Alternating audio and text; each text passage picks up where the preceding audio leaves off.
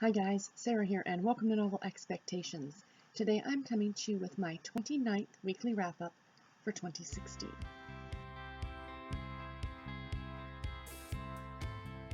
To be completely honest, I did not think that I was even going to have a wrap-up to do for you guys this week because it was not the best reading week for me. Before I get into that, let's jump into how I'm doing on my challenges, which isn't really much of a change from last week. My summer book bingo, I'm now 9 out of 25 books completed, which is great. I'm still 6 books ahead of schedule on Goodreads. A to Z authors and titles has not changed at all. They're sitting at 18 and 17 respectively out of 26. I'm now down to those last letters that are a little bit harder to get, your X, Y, Z, Q, those ones. So if anyone has any suggestions of authors with those kind of different letters for their last names, beginning with, or book titles would be great too. I think I'm going to try and hunt down a Tara Taylor Quinn novel as an author for Q, but if anyone has any other suggestions, I'd love to hear it. For my 2016 How Many Pages Challenge, I'm currently at 16,869 pages completed out of 25,000 pages, 67%. I went up a percentage from last week.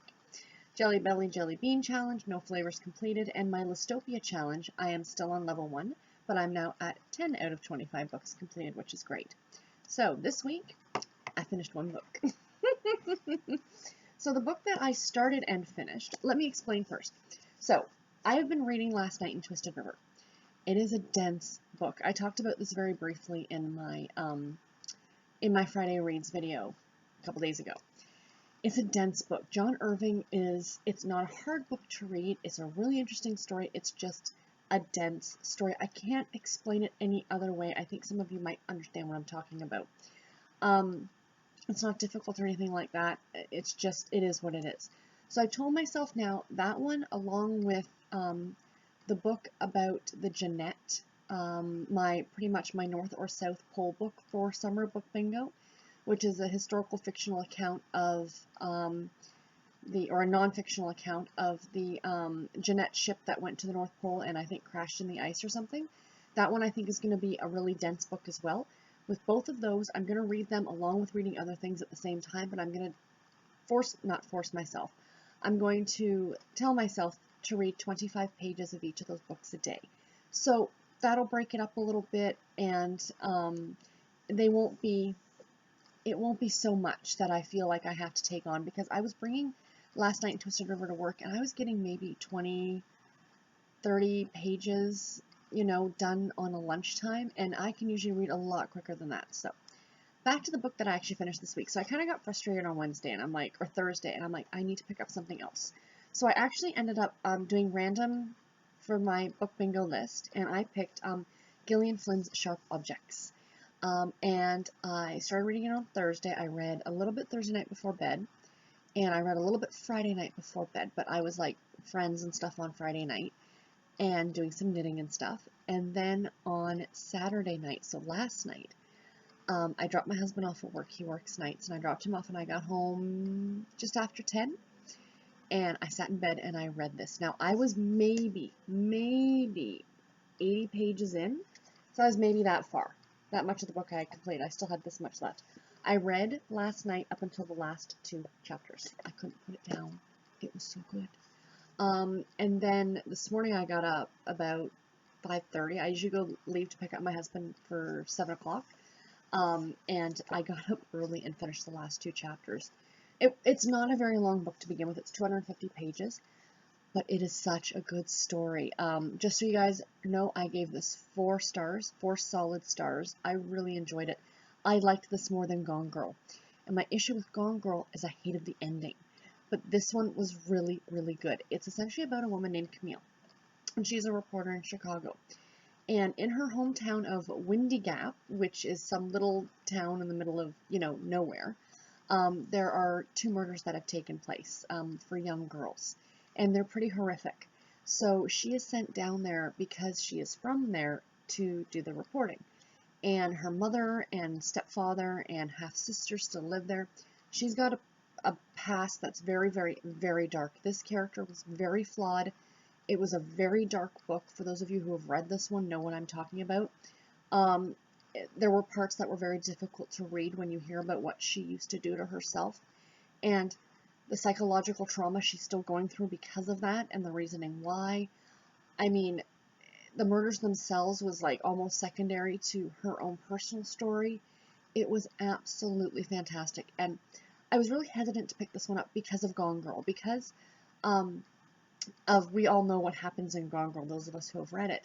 And the ending really, really bugged me. I thought the writing was fantastic. The story itself really fell flat for me. And I was concerned about that happening here again, but no.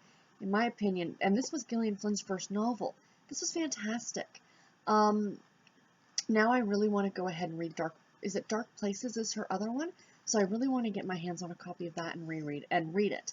And I might try and reread Gone Girl, coming to it with fresh eyes, because I read Gone Girl, oh gosh, I was at my old job, so it's got to be 3 years ago now. And yeah, I mean, I enjoyed it, but it just, there were things about it that really bothered me. This I absolutely loved. Yes, I gave it 4 stars. This was her first book. So some of the writing wasn't absolutely fantastic. The characters were deeply flawed. It was very, very dark. Um, but it was really, really good, and I highly recommend it if you haven't. If you like psychological thrillers, that kind of thing, please check this book out, because I really think you'll love it. So that was the only thing I actually read this week, so let's get on to what I'm currently reading. I am still currently listening to The Mists of Avalon by Marion Zimmer Bradley. I'm about 10 hours in, and it's a 50-hour long audiobook, so still got a little bit of a ways to go. I have made a decision, though. I made an executive decision, as I like to say, about the audiobooks for my summer book bingo, because it already is midway through July. And I still have 1, 2, 3 more audiobooks to listen to, plus the one I'm currently listening to. And 2 of them were both 40+ hours. There's no way I'm getting those done.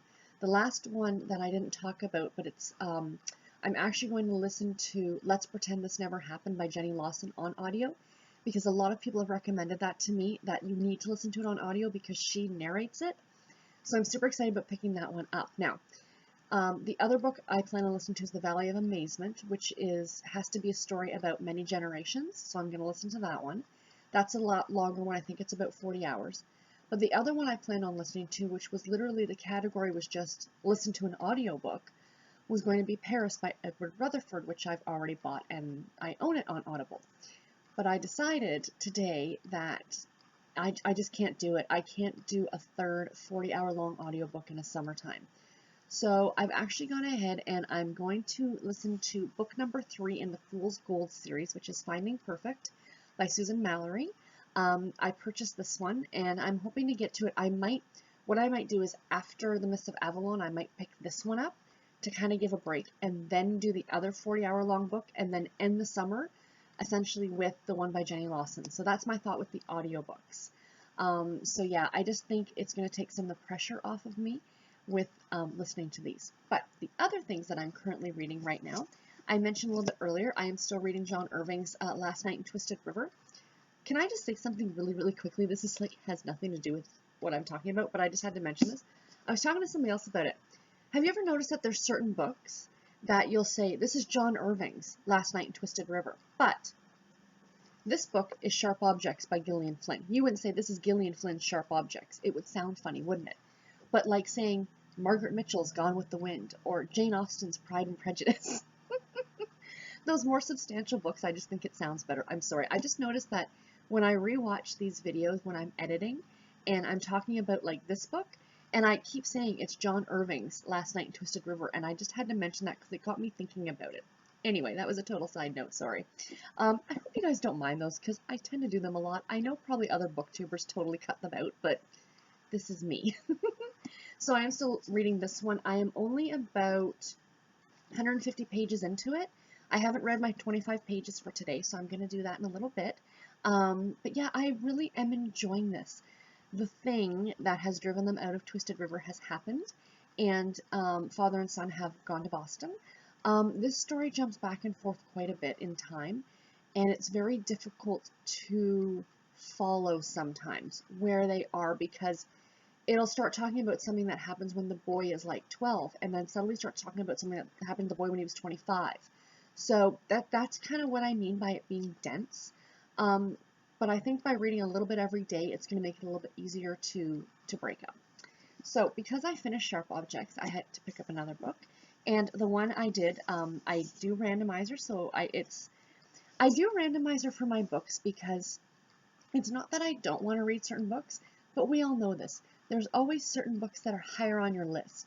And if I read this, this, and this because I really want to read them, this, and this down here might not be picked up and might keep getting shoved down for something else. So that's why I like doing randomizer, because it forces you to read stuff that you do want to read, but you might not want to read as much as book A, B, and C, for example. So this one, the one that I got next was The Kite Runner by Khaled Hosseini, or Hosseini, I hope I'm saying that right. I literally just started this morning eating breakfast. I am 8 pages in. But I posted on Goodreads that I had started this, and a friend of mine, Jeanette, she posted and sent me a message saying, oh, have you read A Thousand Splendid Suns yet? And I'm like, no, I haven't. But if I like this one, I'm definitely looking forward to reading this one. Everybody I've told that I'm going to read this, like my mother, she's like, you're going to love it, you're going to love it. So I'm really looking forward to it. And when I'm done it, I'm going to watch the movie because I know there's a movie. And I'm really looking forward to that. So anyway, guys, that's it for this week. I know it was kind of short and sweet, but I hope I added a couple other things in there just so it wouldn't be totally boring for you guys to watch. So anyway, have you read any of the books that I talked about this week? And if so, what did you think about them? And until next time, guys, take care and happy reading. Bye.